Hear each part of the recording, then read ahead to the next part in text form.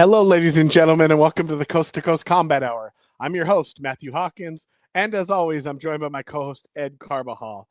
Ed, it's PFL news every week. Whether it's, whether it's good, bad, who knows? It seems like we got PFL. We try to avoid it, but officially they butchered Bellator this week.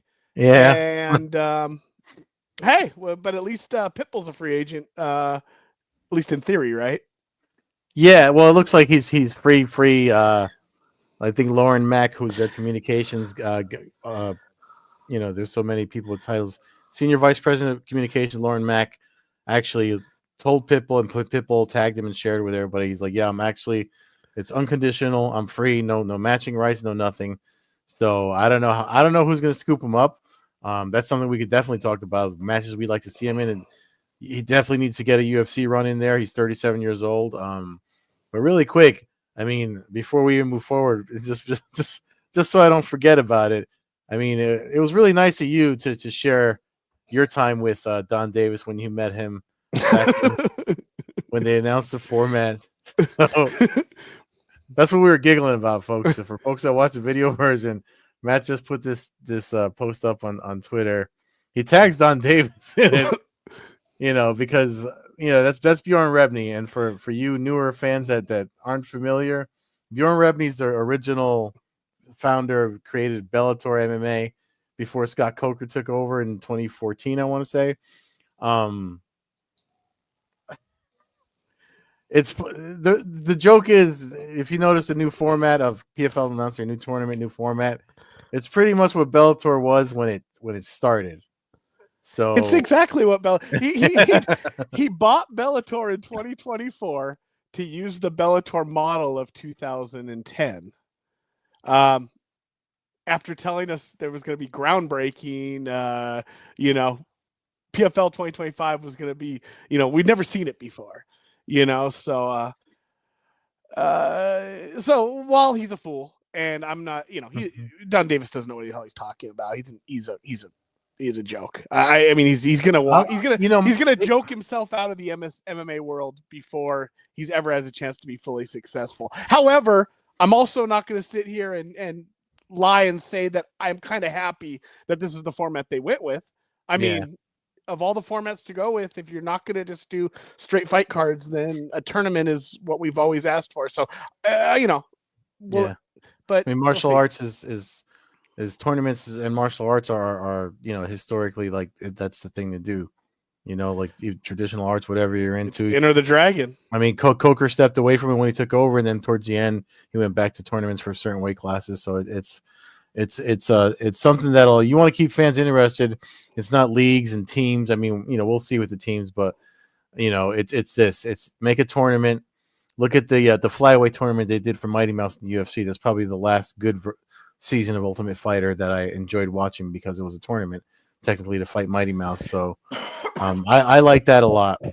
So we'll see. I mean, they're going to it's in February. We're going to get all the names on the 64 competitors. The press release they sent out, that'll come out in February. First tournament match is April 3rd. I know they said April, but the press release has the dates. It has the dates for the brackets, but not the locations yet. I mean, I'm gonna take a wild guess and say it's gonna be in Saudi Arabia, most of them. but it'd be nice if they got some of those in the U.S., especially for our U.S. fighters. I mean, if there's 64 blanks on that bracket that I posted on Twitter/X earlier today, it'd be nice to see a lot of Bellator fighters on there that are scratching their heads, because that's one of the other things that happened with the news.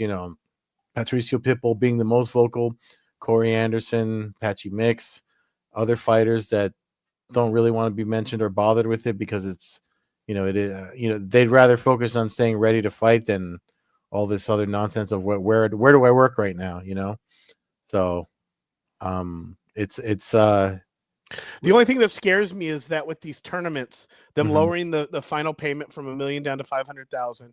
I think they're going to stack these up with a bunch of guys that are up and comers, And I don't know if it's going to, like, for Saudi Arabia, I don't think it's going to work. They're going to have to come to the Pachangas of the world. They're going to have to go to the WinStar casinos. They're going to have to do, if you want to do old Bellator, you got to do old Bellator. You got to fill 2,500 people in an arena, and you got to get people to start to follow these young fighters and have some kind of connection to them. Because if it's only on TV, no one's going to care about a guy who's 3-1. It has to be something you see in person. It has to, I mean, over time. This is not going to, I mean, it took Bellator a good decade before they really kind of were, or, not a good decade. It took about 7 or 8 years for it to reach its peak. I want to say when it was on, was it MTV Latino or whatever, when they, like that's when, because like I remember when I got into Bellator, it was our MTV2. MTV2 after it was on Fox Sports Deportes, and it would come on, but it was on like I'd catch the replay whenever they played it later when I would get out of work, when I was still working in the hotel. Was I still working? No, I was working in my office job at the time, but I was also still in school. So when I freed up, that's how I got into Bellator, and then obviously when they came over to Spike and yeah, I mean, it's a lot of good times. Obviously, my writing career for mixed martial arts would be nowhere if it wasn't for, the Bellator MMA with, the folks, CJ Tuttle, Danny Brenner. I wrote a little something in my newsletter for you guys that subscribe to it regarding that, just because it's, I don't think I would have gotten as far and stuck with this as long as I have, and even got to doing this podcast with you, if it wasn't for the journey that Bellator was on, and they were nice enough when they were close to me to bring me along with them and treat me well. I go into detail in the newsletter. So if you haven't subscribed, click the link and subscribe, and you can read it. It's the latest that's out. So, but yeah, man, I mean, it's sad. We kind of knew it though. We've been saying it for a little while. Oh yeah, I mean, we put the death thing nail in at the end of last year. I kind of said we were never going to talk about them, and we really weren't going to. I didn't think I thought this was going to be inevitable. I'm just surprised that that's the route they went. Like I said, tournaments. Okay, cool. Get rid of these points, all the bulk up points. We got brackets now. I mean, there's some stuff that's positive that came out. It's not all negative. Yeah. I just the comical aspect of it gets me, and I shouldn't even call him an idiot, or whatever I said. But it's just it's amazing, some of the stuff. I mean, I think your tweet said it best. Why not just call it Bellator? Yeah. At least with Bellator, you actually have people who own some of their merchandise. With Bellator, you've already got the advertising out there. I mean, I got hoodies and I mean, it feels like, I don't know anybody who knows PFL. I don't. Yeah, and even the people that do, and before, I mean, again, like I don't want to go on this Dragon PFL thing, but it's too easy to do, and they bring it on themselves really well. They need to take Don Davis' phone away from him, but the thing about it is, like, when PFL first came out, when it transitioned from World Series of Fighting to the league format that they had before they just changed it. I mean, there was a lot of people on board with it, myself included, and other folks that trained with me that from wrestling that got into jiu-jitsu and stuff. And they're like, PFL is where it's at, not just because of the prize money, but just the fact before they started the shenanigans. And I don't know why that started to come out so late, because it wasn't. If you look at their earlier events, the stuff that a lot of the events that I have on this YouTube channel, where I first met Ray Cooper, talked to them, and the events they held in DC and Atlantic City and out here in New York, it really was just, you win, you advance, you lose, you're done. Like there was no no favoritism, none of this other nonsense that they do now with playing the favorites, and the stuff that happened with the Clay Collard thing, with the fight that was boring, and then and making someone advance just because they thought it would be a better draw for TV or ticket sales or whatever it was. I forget, one of the post-COVID seasons. But it was the European season was the one that hit me, where like all of a sudden they had an event set up like in Europe, and then nobody could travel, or it was vice versa or something like that. So like all the European fighters got pulled in favor of, in theory, more exciting fighter. It just evolved. It seemed like most of it was post-COVID. And I don't. My time frame might be off, because the whole world time frame seems off to me. But it seems post-COVID they were it. You talked about them. They were one of your favorite promotions. We talked about how they were. the combination and how they were, certain things. But I just don't know what. Yeah, maybe it's COVID fallout. Maybe Don Davis caught the bug and got a little loopy, and I don't know. I don't know what happened, but ever since the pandemic, post-pandemic, PFL has been a head scratcher for me. But they're still around. We'll see. I mean, not for nothing. This is going to be the year we see what happens. I mean, to people who talk about one championship, I mean, I feel like it's the same deal with the PFL. Like if they make it through this year, then maybe they are going to be the number 2. It's going to be interesting, dude. I mean, I love that the sport's so big that we've got these other, like, the GFL is going to try to do their thing. Then you got other renditions of combat sports with the dirty boxing that Adam Kovacs and Mike Perry are doing, and it's fun. It's a fun time in the fight game, but there's also people that put their whole 40 hours a week plus training, whatever, missing time with family. I'm talking about the fighters that are giving their all to get to make something out of this thing that they're doing and searching for glory in combat sports. And I just hope that they're not all left in the dark. I mean, maybe be vocal about it like Pitbull was, and they'll let you go, because I honestly don't think they could afford the legal, to go to court. That's just going to cost them everybody money. Yeah, I think I think now's the window. I think if you're going to speak, I mean, because this is what Kyla Harrison did. Kyla Harrison did the exact same thing that Pitbull did. She just said, basically, I'm out of here. Let me go. And there was a little more behind the scenes there, but it's basically the same thing that went down. Yeah. So I think that's what has to happen. You got to have the people that want out need to speak up right now, and it needs to be an attempt for a mass exodus if they want to leave. But you never know. But you got to be careful. Yeah. If you end up a free agent and you burn that bridge, and then the UFC decides to play hardball, then you could find yourself in perhaps even a worse situation. So I do think that everybody needs to think their situations out. Pitbull's a different story. Pitbull's got a lot of money. Pitbull can go fight anywhere. For any promotion, he can probably make enough money to reason fighting. At least between Ryzen and UFC, probably. If the UFC doesn't sign him, it'll just be out of some kind of spite or trying to prove some kind of point. I don't see any other reason why you wouldn't sign him. There's plenty of good fights. I mean, they did it with Chandler. It's all the same. Yeah, it's funny because that's a big question that's been coming up a lot between the one that I answered that stuck with me was about like what we talked about. Why didn't they just switch? Why did PFL not just they own the Bellator name? Why didn't they just call themselves Bellator? And the other one was how does the UFC handle a Pitbull? And for me, I see the same, like I see the Michael Chandler route. He'll probably come in, win his first big one or for 1 or 2 fights, and then when he starts facing the killers, then we'll see how much fight Pitbull has left in him, because he's 37, man. I mean, that's like you're exiting your prime in the combat sports game. Correct. Usually.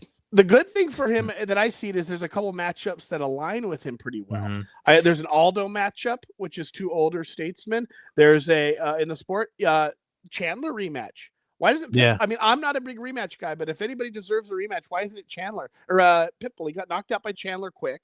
But you can sell that. Yeah, you can sell that rivalry. You can sell that rivalry, and hey, you can even sell it like, hey, Chandler left to run away from the rematch, and Pitbull just chased him down. Yeah. You know what I mean? Like,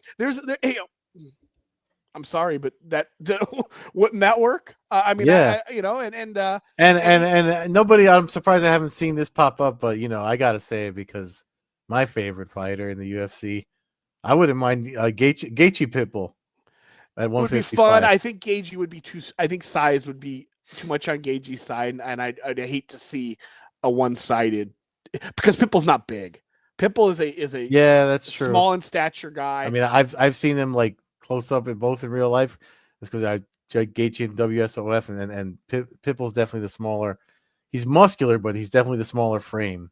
So yeah. So I mean, obviously that's fun. I think Volkanovski. I think there's just guys that size wise kind of match up where you're kind of going, okay, these guys look like they should be. And In he the cage wants together. Volkanovski, yeah. Like I said, Aldo. Yeah, although I mean, I get it. I mean, it makes sense, especially if they do it in Brazil. But tell me why that was the first one that came out, because I see a lot of people. Well, because about 4 years ago, I think when maybe when Chandler went to the UFC and Pitbull kind of hinted at it wanting to be something down the line, or maybe it was when Aldo retired and said that and he did those boxing. I think Pitbull called him out on Twitter about a possible boxing match or something. So there was something where he had said he wanted to fight Aldo. And I just think age wise, it would be one of those fights where no matter who won, there really wouldn't be a loser as far as in the grand scheme of it. I don't think. The Chandler fight, obviously, if he fights Michael Chandler early and loses Chandler again, it could be a quick exit because you could kind of use that as like, well, he wasn't good enough in Bellator and he wasn't good enough here. I mean, if you wanted to not pay the guy, what he's worth and wanted to kind of just give him a shot and, then kick him out if it doesn't work out. But I like those. I just like those matches. The lightweights in UFC are big. So I don't know. Yeah. Moicano, like Moicano's kind of sounds like a fun fight. RDA, if you're talking maybe. I know RDA is a little bigger, but RDA at 155. I don't know if he'd fight at 155. I know he's kind of been at 170. Some of those kind of are fun fights. Gaethje fight's good. He just scares me because I don't want him to hurt the guy. I don't like. Well, I don't like when Gaethje fights guys that I like because I know that somebody's gonna get. It just never ends well. No, I mean Gaethje's been the fighter that I just can't ever since I know he's supposed to be fighting soon against was he fighting Hooker soon?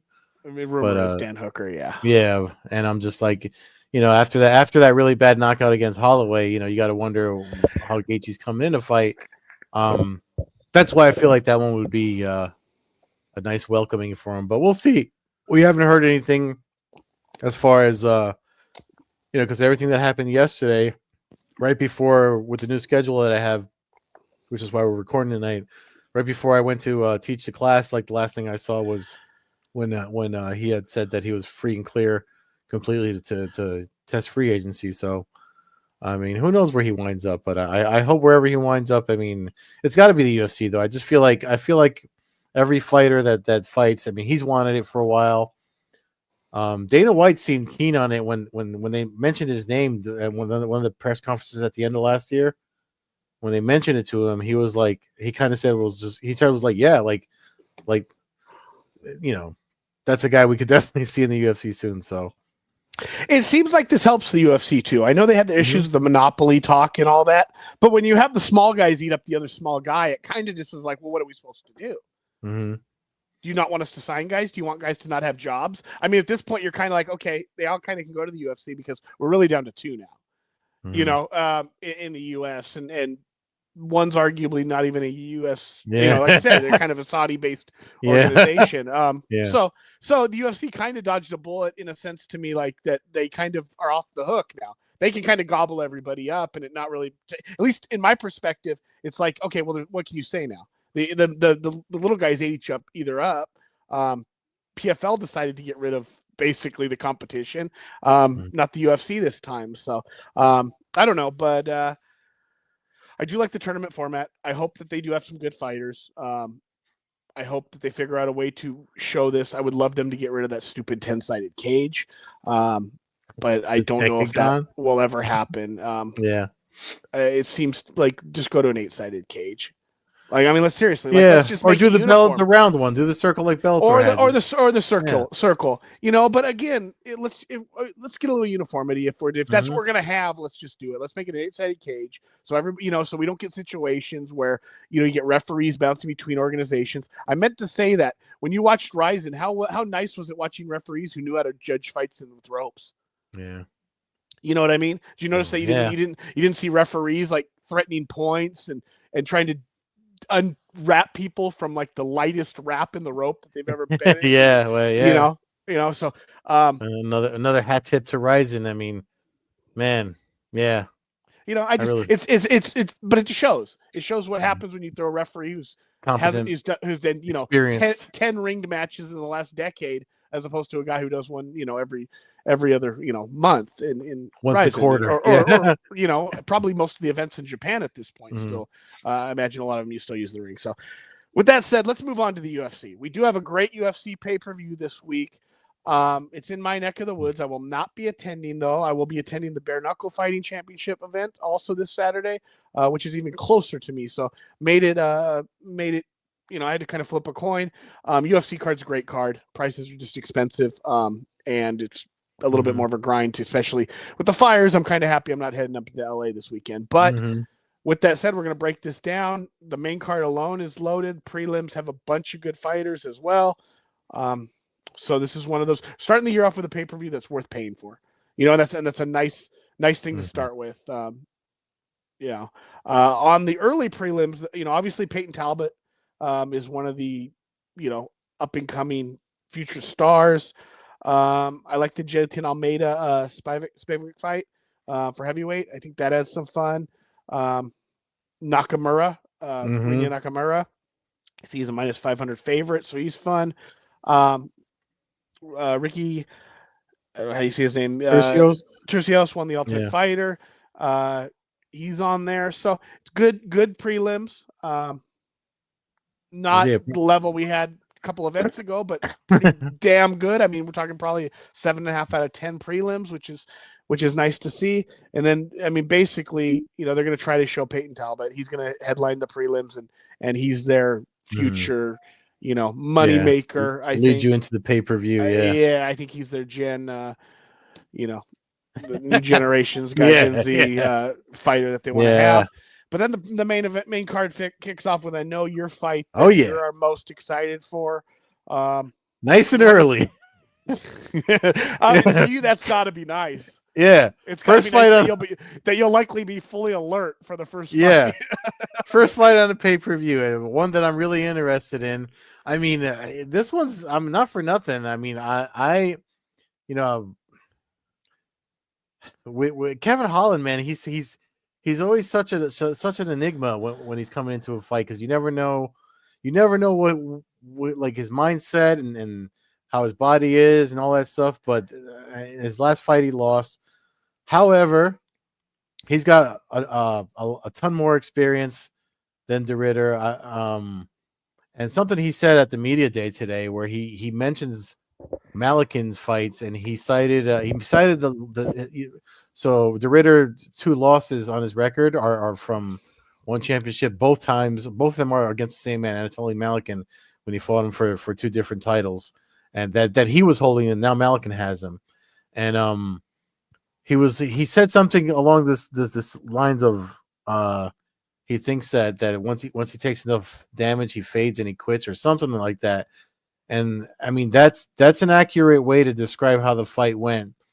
I will say, in the second fight against Malikin, De Ridder's plan looked to be that he wanted to exhaust Malikin, and Malikin is just such a freak that it wound up working against him, and he did get tired, and you saw him quit to just from fighting a man that big is just insane anyway.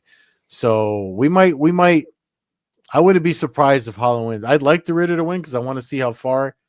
I'd like to see him fight for a title here, because I've been high on De Ridder since his one championship days. But Kevin Holland is definitely not off his rocker with his assessment. So I'm picking De Ridder, but I don't disagree with these odds. The -110 and -110. I mean, yeah, it should be even odds. Kevin Holland's a journeyman. I like him. He's a journeyman. He can talk about Ritter's 2 losses. Does Ridder talk about his 12? So I do think that there's a little bit of perhaps trying to find a reason to talk bad about a guy. If the worst thing you can say is you lost to a guy who outweighs you by like 45 pounds and is probably roided to the top of Mount Kilimanjaro, I don't really know what else you can say. I did watch Kevin Holland get melted by Chimaev in about a minute. So I don't know, like and I know it was late notice, and this isn't even a knock. I just think that's kind of it just say you have nothing bad to say about the guy. You want to go out there and beat him. He's 18-2, 19-2, whatever his record is, and he was a one-time 2 division champ. It just, is he going to fold? We don't know. I mean, if he folds to Kevin Holland, then he's not meant for a world championship in the UFC. Yeah. Losing to Malkin is not that resume builder. It doesn't mean you're not built for this. So this is at 185. I'm assuming it's at 185. Their weights on here are all over the place. But I believe this fight's taking place. Oh, yeah, it says 185. Middleweight, yeah. Yeah, I'm going to go with De Ridder. Until I see him lose to somebody who's not the heavyweight champ of the world, and I know it's Rudrug now, but the most talented heavyweight in one championship is. But that fight, that goes back to the Rudrug fight. Goes back to the questionability of the officiating. Correct, but there's no question who the most talented heavyweight in one is. I'm sorry, Rudrug's cool. I like him. I'm glad he won. It was fun. I look forward to the rematch. He's not a boring fighter, but Malkin's he's the most talented heavyweight. So I'll go with De Ridder. I'm going with De Ridder for kind of the same reason Holland's saying. I feel like Holland kind of is a great front runner. I feel like when he's, that's why he loses decision after decision. I mean, I don't know. I'm gonna go with De Ridder. I don't want to badmouth Holland. I like Kevin Holland. I'm gonna watch this fight. But I just think that I think one's a possible future champion and the other one is the gatekeeper who kind of admits he's a gatekeeper. Yeah. And that's kind of like the fights that he keeps getting roped because he fought MVP, like he keeps getting roped into these fights with guys that have hype behind him or whatever, and it's like, this fight they expect him to stop those guys, and because of that recipe that the UFC, they're very good at making their matches. I wouldn't be surprised if Holland walks away with a decisive victory, but I'm picking De Ridder to win just because I think he can at least get to up there in the middleweight rankings to at least get a title shot, if not get a title. Yeah, I mean, just for the record, he did quit on the stool against Stephen Thompson too. Mm-hmm. So I mean, and I know that was, but good fight. Next fight, another fight that I like. I'm a big fan of heading up to Moicano. Also enjoyed Beneil Dariush. It's a hard fight to pick. A couple years ago, I would have said Dariush. He was on a great run. Looked like he was kind of being held away from a title shot because maybe of his looks or because of his style wasn't super flashy. But I've learned to really kind of like Money Moicano too. I don't know what he says half the time, but I do enjoy his enthusiasm and kind of his wildness. And as I said with Ryzen, I kind of like the grapple. I like when you get guys who are not afraid to grapple and are really good at it. Yeah. That's the, I like stand and bang. I like BKFC, but what got me into the sport was Hoist Gracie and the fascination of grappling and stuff like that. So when I'm able to see guys who use that and are proud of it and really thrive at it, but also at the same time are violent as hell. It's not just some passive, butt scooting jiu-jitsu guy. You get these guys that would tear your eyes out on the streets of Rio, and that's how I kind of see Moicano. So I'm gonna go with him. I want to say younger. There's exact same age. In fact, apparently 17 days separate them, so it's not even an age thing. But I'll go with Moicano. I think he's kind of on the upward trend where I feel like Dariush may have, he fought all the guys. He fought everybody, and he won most of them. Lost a couple towards recently, and it just kind of puts us here. But I'm going to take Moicano to win. I'm going to say decision. I'm not going to. I don't know if Dariush is hard to finish. I'll go with, and I don't know if Moicano can knock him out. So I will go with decision with some fun. Hopefully, some good fun grappling. Hopefully, it just doesn't turn into some kind of weak kickboxing fight. Yeah, no, I agree with you. I mean, I have Moicano on that one too. This is one of the fights I was able to do some homework on. And, I mean, I'm picking Jiri Prochazka. I'm just picking him. I have too many things like Jamal Hill seems. I don't know if it's because of the ankle, the tendon tear, or whatever. He doesn't seem like the same fighter before that. I just think Jiri Prochazka with his weird samurai nonsense is just he's more dialed in, and I'm picking him to win. Kind of agree. I agree. I'm gonna pick Yuri. I wonder if some of that stuff's getting a little too extreme. And because I don't know, we know more about it now than we ever did. When he was in Ryzen, we knew kind of what he was, but we didn't have the full access that we have now. Some of the stuff seems a little bit wacky. So I don't know if it's getting to the point where it's kind of become a character of himself. I hope that's not the case. I hope he's not like, you know, like you know what I mean? Like taking it where you're like your mental, like where your brain's starting to get a little you know what I mean? Like stuff's not right. With that said, I feel like Jamal Hill is like primed to lose this fight and come up with every excuse in the book. You know, it just seems kind of like that's there. He's gonna say he was preparing for Pahea or something. You know, I mean, like it'll just, or the Pahea instance, they had a gym threw him off and he wasn't able to train for 2 hours. Or you know, I feel like we're gonna get something. I'll go with Yuri. I'm gonna go with Yuri by knockout. I don't know, you know, I can't really predict a spinning back fist or something, but I could see some kind of wild, maybe teep kick to the gut or something that just kind of sends Hill in a spiral, and Prohaska is a blood in the water kind of guy. So I see that. We're only a 3-rounder, right? Nothing about Okay, so 3 rounds. I hate 3-round same finishes, but I'll go with a late second round finish for Yuri Prohaska. Yeah. All right. So I mean, this is so far working out well for the picks because I wasn't able to really research them as much. And then we have now the next 2, obviously title fights, 5-rounders. I mean, Jesus. Talking about first from Merab Davashvili. Umar Nurmagomedov. I mean, Merab, we picked him to win the title. Until I see, he's not undefeated, so it's not like he's never lost. But until this newer version of him that doesn't seem to ever gas out loses, then I'm gonna stick with him. I just feel like his gas tank is so strong that he's just. It just seemed, and you know, I mean, his coach talking about him going like 12 rounds and stuff in the gym. I know there's gym talk. You know, but even if it's 8 rounds, if it's 7 rounds, I mean, you're talking crazy cardio. That's and so I'm gonna stick with him. I feel like Nurmagomedov is a little bit unproven. He jumped up in the rankings. I know he beat Sandhagen. I know he's got you know, tremendous lineage and all that other stuff. Yeah. But I'm gonna stick with the champ. I don't think he's a one and done champion, and I don't.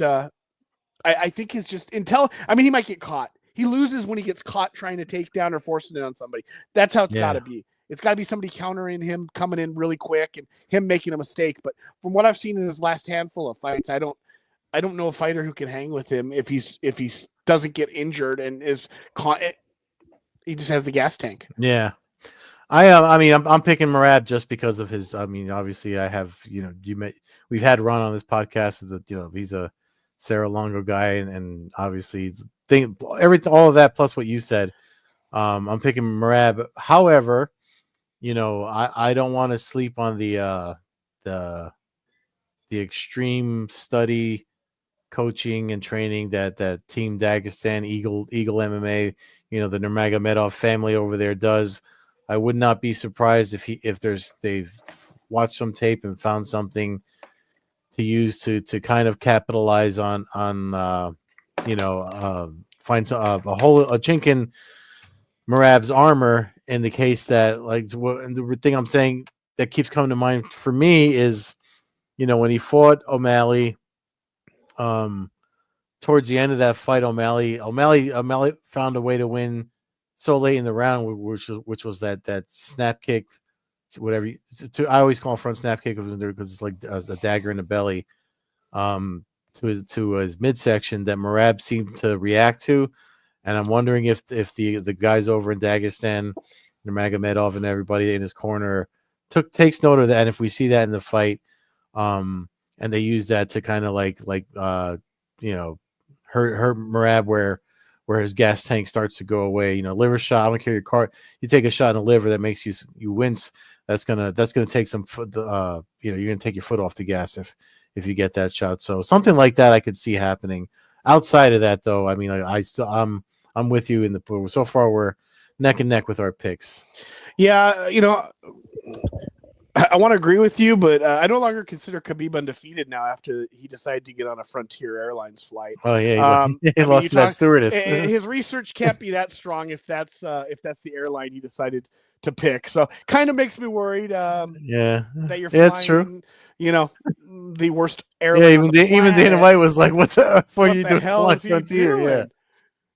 Yeah. Get a hey, maybe he's frugal and he likes to save a buck. Some people he likes those 62-hour layovers. Yeah. I've definitely made that mistake with my Spirit Airlines shit. Yeah. So, yep. But you don't have like 8 figures in your bank account. Yeah, that's true. But still, some people just like to save a buck no matter how much money. Maybe he's one of those guys. I don't think he will be in the future, but anyways. We move on to one of his other master students, Islam Makhachev, Arman Tsarukyan. I mean, 26-1, 22-3, everything you like to see in a title fight. What do I want to happen in this fight? If I'm betting money, it's on Islam. Again, another guy who's just dominated, and I can't even minus 380 favorite to a plus 300. DraftKings odds. This is going to be one of those fights where I might change who I root for about 4 times in the fight. You know like what I as mean? It's happening, because I like both of these guys, and I don't like the talk of Tsarukyan talking about retiring if he wins. I do think that is. Oh, did he? I'd see that. I didn't know. Yeah, he mentioned the idea of possibly retiring if he wins the title. Once you say that, I kind of question where you're at. Yeah, and like if you're not really like looking to the future and wanting to dominate, then what's kind of in your head a little bit. I didn't know that, so yeah, I'm picking Makhachev. Yeah, when I hear that, but I'm not sure the path for Tsarukyan to win this fight, unless because he can't win in wrestling, right? Like striking, it's kind of a coin toss. That's one thing. Makhachev seems to be like unique in the from the Dagestani. Like I feel like he's got of all the guys that come from that gym or that lineage or whatever you want to call it. He seems to have to be the more unique striker. Correct. So I think, and that's where he has his edge. Yeah, that's what I mean. So like that's why I don't Tsarukyan unless he catches him maybe in a Darce or something like that in a scramble maybe, but or he drops him and then catches him in a snap guillotine or something. But I'm gonna go with Islam. I like Islam. I like watching him fight. And I know a lot of people are kind of like, these Dagestani guys are killing it. Well, you know what? If they're the best fighters in the world, I want to watch them fight. And that's all it comes down to me. I don't care where these people are from. I don't care what they look like. I want to see the best fighters in the world. The best fighters in the world. And for right now, at a dude who's 26-1, who's really had no competition. I mean, I can't even think of a second where in the last, since he kind of came on the map where it's really ever been like in danger. So I'm gonna stick with him. I think he wins, and I don't know who beats him if he's on his game. So that being said, I mean, we're both picking Makhachev. We already put it in, but plus 300 is it's a little looks a little nice if you like betting on the other dogs. Yeah, I mean, so I don't know, but a great card. What's the one on? See, I can't. They have Nurmagomedov as a 305 favorite over Merab. I mean, that's nice plus money for Merab. It is. I don't know. Might have to do a little parlay. I don't even know if I'd do a parlay, honestly. If those numbers on Merab are 245, you might just want to take that by itself. I mean, I don't. Yeah. That's a champion. They have the champ at a 2.5 to 1 underdog against the guy whose best win is Corey Sandhagen. That's true. I mean, again, maybe Nurmagomedov wins in the first round and I look like an idiot, but that seems like if I was in Vegas, I'd be putting not some bills. I'd be putting some money on Merab with those numbers. Yeah. And I do like the parlay too, but I'm just saying I'd keep that one. Parlay is where you lose money anyway, but yeah, but you could do a side parlay for a couple bucks and it would pay huge if that hits. So, also so I mentioned I won't be going to the UFC. I will be watching it, probably from my seat at Bare Knuckle Fighting Championship. They make their second trip to the Pechanga Casino out here in California. Yeah. I believe this is the 4th bare knuckle fighting championship I want to bring event in the calendar I want to bring year. it up because I want to bring up the card because our boy's on the card. Mr. Gonzalez himself. Fernando Gonzalez on his fight card. Let me bring it up just because Fernando's on the card and he's a friend of the podcast, been on multiple times, and the fact that he's still doing bare knuckle with BKFC means that it's nothing to bat an eyelash at. Like it really bare knuckle becoming it's on Fubu Sports.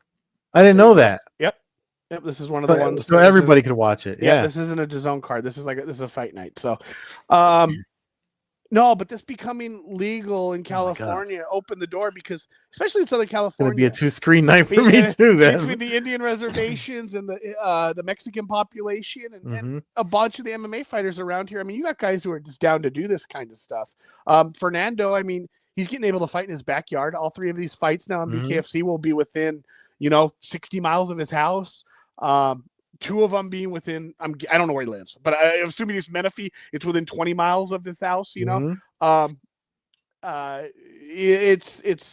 it's opened the door for the guys. He's 1-1. First fight was a slow decision. Second fight turned it on, looked good, picked up a win. See how he goes now. He goes up against Lozano, who's been around for a long time. The name in like Pennsylvania MMA, kind of East Coast MMA. Think he fought in Bellator. I believe he also has a brother who fights, so he might be confusing the 2 of them. But I mean, it's a fun fight. I said it before. BKFC doesn't have to have stacked cards a lot of the time because it doesn't really matter. It's a sense it's like early UFC. It didn't matter because you just believed that the guys were good and you watched them fight and they beat the hell out of each other. So there is a little bit of that on some of these cards. The one, and I praise BKFC like nobody else, but I'm going to say it because I want to be careful here. Rodney Thomas, he is on there fighting Art Driscoll. I've seen him fight twice. He's the one, Fernando beat him in Fernando's first fight, but I did watch him fight in November, the one they had in Long Beach, and he got floored devastatingly. So I do want to point out the fact that the guy will be having his 3rd fight in like 6 months, and the one 2 months ago he was floored as the second round started. Face planted. Not a doctor, but I just hope we're not pushing the limits here. They already got the one guy that fell on his head. And it was a similar knockout to that. In fact, I made the comment when it happened that it's lucky that he caught his forehead as opposed to his crown of his head. So it was one of those. So I just pointed it out again. I'm not trying to insinuate anything, but I am a little concerned about that. I don't know. I've heard Art Driscoll's name, not super familiar with him. May have even seen him fight on one of these events, but I don't know. But 3 times, it'll be interesting to see maybe his final medicals. I wouldn't be surprised if there's a potential twinge here and there, considering it's the same commission.